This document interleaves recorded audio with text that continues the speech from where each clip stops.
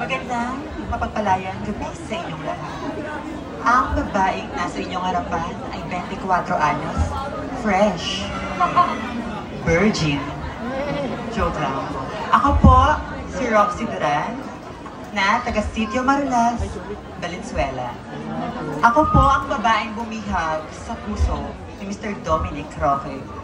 Sa bagamat, sad reality, nagbigay na po ako ng one more chance, pero broken pa din. Ang babaeng nagpatibok sa puso ni Dominic Roque, I am Bea Alonso.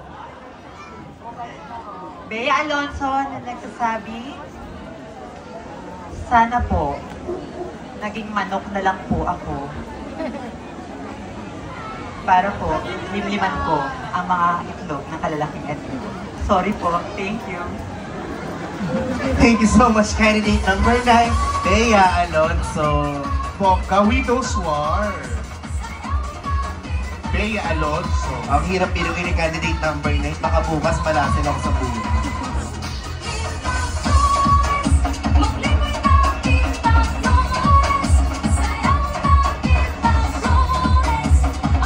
Thank you, Miss Bea Alonso. Now let's move on to candidate